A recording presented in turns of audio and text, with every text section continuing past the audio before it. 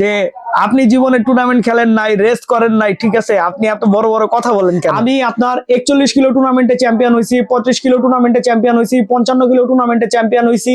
এছাড়া আরো ছোট বহুত মনে করেন খেলা আছে যেগুলোতে আমি চ্যাম্পিয়ন হয়েছি। আসলে বাচ্চা করার ক্ষেত্রে মিনিমাম 1 বছর বয়স না হইলে সেই কবুতর থেকে আসলে ভালো ফলাফল পাওয়া যায় না। আমি আমার কোনো জুলফিকার কবুতর বিক্রি করবো না। ছোলা যে পানিতে ভেজানো হয় ওই পানিতে কিন্তু প্রচুর পরিমাণে অ্যামিনো অ্যাসিড থাকে, যেই অ্যামিনো অ্যাসিডটা কবুতরের বাচ্চার জন্য বা কবুতরের জন্য খুবই গুরুত্বপূর্ণ ভূমিকা রাখে। আসসালামু আলাইকুম দর্শকবৃন্দ, কি অবস্থা সবার, কেমন আছেন আপনারা? আপনাদের সবাইকে আমার নতুন একটা ভিডিওতে স্বাগত।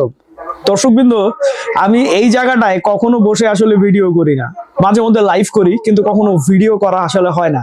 এটা হচ্ছে আমার অফিস রুম বলা যায়। এখানে আসলে ছাদে আমরা মনে করেন আড্ডা মারি, প্লাস হচ্ছে মনে করেন আপনার আমার টুকটাক পিসিতে যেসব কাজকর্ম থাকে সেটা করি। এখন আপনারা বলতে পারেন এইখানে কেন আজকে ভিডিও শুরু করলাম? এইখানে ভিডিও শুরু করার পিছনে বিশাল বড় একটা রিজন আছে। হ্যাঁ, ব্যাপারটা হচ্ছে লাস্ট রিসেন্ট ডেজে অনেকেই মনে করেন একটা কথা আমাকে জিজ্ঞেস করতেছেন, ভাই আপনি কি টুর্নামেন্ট জীবনে খেলছেন?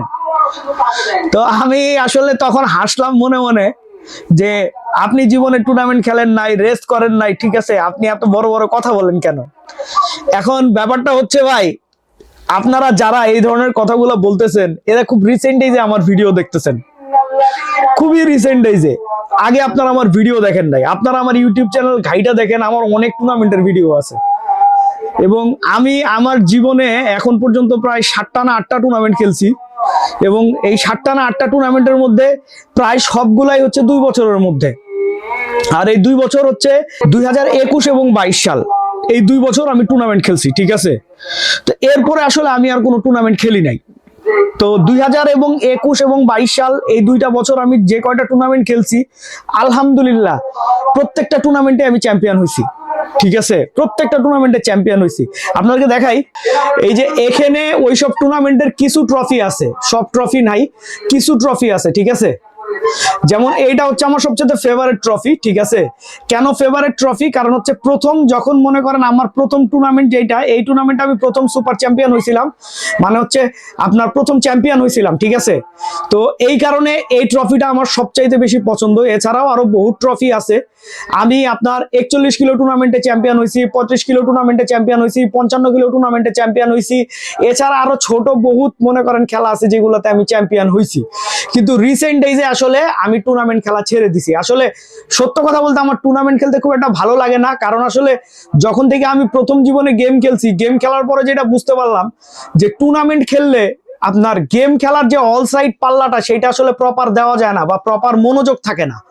কারণ হচ্ছে টুর্নামেন্টের নির্দিষ্ট দিক বলা থাকে, যে আপনার যদি ধরেন 5 দিকেরও টুর্নামেন্ট হয়, 5টা দিক বলা আছে, এই 5টা দিক থেকেই কবুতর ছাড়া হবে। তো সেক্ষেত্রে আসলে কবুতর ওইভাবে যাচাই হয় না। আর যদি 2 দিকের টুর্নামেন্ট হয় তাহলে 2টা দিক বলা থাকলে এই 2টা দিক থেকে কবুতর ছাড়া হবে। তো সেইটা আসলে যদি দিক বলা থাকে তাহলে কবুতর ওইভাবে যাচাই হয় না, খালি নিজে নিজে পাল্লা দিব, ওইদিকে পাল্লা দিয়ে রাখবো, ওইখান থেকে কবুতর ছাড়া হবে, ওইখানে আইসা পড়বে।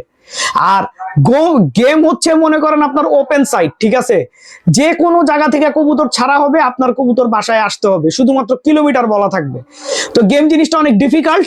তো এই কারণে আসলে আমি গেমে ফোকাস দিছি, যে কারণে টুর্নামেন্ট খেলা বাদ দিয়ে দিছি। আর আপনারা অনেকেই বলেন তাইলে আপনার পাল্লার ভিডিও দেন না কেন? ভাই দেখেন, গেমের কবুতরের পাল্লাটা হচ্ছে সিক্রেট একটা জিনিস। এই সিক্রেট জিনিসটা আমি কেন ফ্ল্যাশ করব? আপনারা আমাদের এই যে পিচকি চায়না খাকি কবুতরটা দেখছেন ভাই, এই কবুতরটা গতকালকের আগের দিন প্রথম বামে উঠছে, এবং বামে উঠাই সে আসলে হাইট নিয়ে নেয়, ঠিক আছে, হাইট নিয়ে সে মোটামুটি বেশ অনেকক্ষণ উড়ে। এবং উইরা আমার কাছে সবচাইতে মজা লাগছে যে জিনিসটা, ও যেইখান থেকে উঠছিল ঠিক সেইখানে এসেই বসে। এটা কিন্তু একটা ভালো কবুতরের লক্ষণ, ঠিক আছে।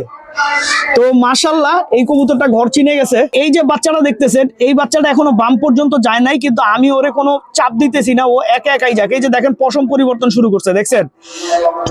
কবুতর যখন মোল্টিং করে তখন ওই কবুতরের বয়স কম হইলেও আপনার ওই কবুতরটা দেখে মনে হবে যে কবুতরটার বয়স অনেক বেশি, ঠিক আছে।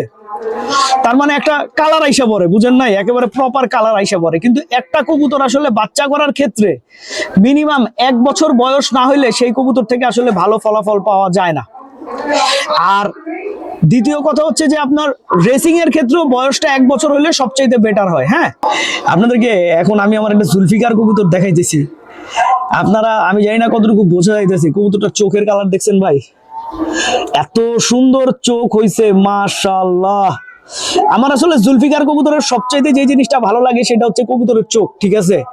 জুলফিকার কবুতরের চোখ আর জুলফিকার কবুতরের ডিগবাজি। আমার এই কবুতরটা যখন উড়ে, ঠিক আছে, ও যখন হাইটে যায়, হাইট থেকে নামতে গিয়া ও মিনিমাম 50 থেকে 60টা ডিগবাজি দেয়। সাধারণত বেশি ডিগবাজি দেওয়া কবুতর রেসে ভালো করে না, ঠিক আছে, কিন্তু আমার জুলফিকার কবুতরটা যদিও অনেক ডিগবাজি দেয় কিন্তু রেসের রেজাল্ট মাশাআল্লাহ অসাধারণ। এই কবুতরটার কথাই আপনাদেরকে বলতেছিলাম, চোখটা দেখেন মাশাআল্লাহ, এত সুন্দর চোখ হইছে ভাই, খুবই সুন্দর চোখ হইছে। তো জুলফিকার কবুতরের চোখ আসলে বেসিক্যালি লালি। আরো কিছু জুলফিকার কবুতর আপনাদেরকে দেখাই, এইটাও জুলফিকার কবুতর। আর একটা কথা বলে দিই ভাই, আমি আমার কোনো জুলফিকার কবুতর বিক্রি করব না। এটা আমার শখের কবুতর, এটা আমার ভালোবাসার কবুতর। হ্যাঁ, বিক্রি করব যখন আমি এই কবুতরটা নিয়ে, প্রত্যেকটা কবুতর নিয়ে সবার একটা সংকল্প থাকে, সবার একটা মনে করেন ইচ্ছা থাকে যে সে একটা কিছু করবে। যখন আমার নির্দিষ্ট টার্গেটে পৌঁছানো হবে, আমার বাসায় এই কবুতর, শুধু এই কবুতরই থাকবে, তখন হয়তো আমি এই কবুতরগুলা সেল করব। এর আগে ভাই আমি এই কবুতরগুলা সেল করব না। আপনারা অনেকেই বলেন, আমার আসলে মানা করতে হয়, দয়া করে আমার কথায় কেউ কষ্ট পাবেন না, আমাকে ক্ষমা করে দিবেন। এটাও জুলফিকার কবুতর, কিন্তু এটা চোখটা অত লাল না। আরো দেখাইতেছি, আসেন। এই যে এইটা আরেকটা জুলফিকার কবুতর, এইটার চোখ দেখেন আবার আরেক রকম, দেখছেন? আসলে কি দেখা গেছে, মনে করেন আমার জুলফিকার কবুতরের গত বছরের গেমে আপনার গেছিল 12টা কবুতর, ঠিক আছে? তো এই যে 12টা কবুতর গেছে, এই 12টা কবুতরের মনে করেন যে এক একটার সাথে এক একটা পেয়ার করে বাচ্চা কাচ্চা করা হয়েছে, তো এক একটা এক এক রকম হয়েছে। আমার জুলফিকার কবুতর কিন্তু খাকিও আছে, ঠিক আছে, মোটামুটি সব ধরনের কালারে এখন ওরা চলে গেছে। আর এইদিকে এই চুইঠাল পেয়ারটা আবার করলাম মাশাআল্লাহ। তো এই পেয়ারটা ভাই আমার খুবই পছন্দ, খুবই পছন্দ। আর এইদিকে আমার ছাদের ছেলেপেলের বহু কষ্টের পরে এই দুইটা বাচ্চা আলহামদুলিল্লাহ মনে হয় টিকে যাইতেছে। এই দুইটা বাচ্চার অবস্থা কিন্তু ভয়ানক খারাপ ছিল। আমি আপনাদেরকে একটু বলি, যাদের কবুতরের বাচ্চা পক্স হয়ে বা যে কোনো কিছু বা যে কোনো ভাবে দুর্বল হয়ে আপনার এমন একটা পর্যায়ে চলে যায় যে ওই কবুতরটা আর বাঁচানো সম্ভব না, সেক্ষেত্রে আপনাদেরকে যে কাজটা করতে হবে, কবুতরের খাবারের মধ্যে ছোলা এবং ডাবলির পরিমাণটা অনেক বাড়ায় দিতে হবে, ঠিক আছে? আর এদেরকে ভিটামিন মিনারেলের জন্য একটা কাজ আপনারা করতে পারেন, যেটা আসলে আমার ছাদের ছেলেপেলেরা করছে, সেটা হচ্ছে ছোলা ভিজায় রাখছে, ঠিক আছে? সেই ভিজা ছোলাটা কবুতরকে প্রত্যেকদিন ধইরা ধইরা 10টা 15টা করে খাওয়াই দিছে, আর সাথে ছোলার যে ভেজানোর যে পানিটা আছে সেই পানিটা খাওয়াই দিছে। কবুতরের ছোলার যে পানিটা আছে, ছোলা যে পানিতে ভেজানো হয়, ওই পানিতে কিন্তু প্রচুর পরিমাণে অ্যামিনো অ্যাসিড থাকে, যেই অ্যামিনো অ্যাসিডটা কবুতরের বাচ্চার জন্য বা কবুতরের জন্য খুবই গুরুত্বপূর্ণ ভূমিকা রাখে। তো দর্শকবৃন্দ, ভিডিওটা আমি এখানেই শেষ করছি। আপনারা সবাই ভালো থাকবেন, 5 ওয়াক্ত নামাজ পড়বেন। আসসালামু আলাইকুম।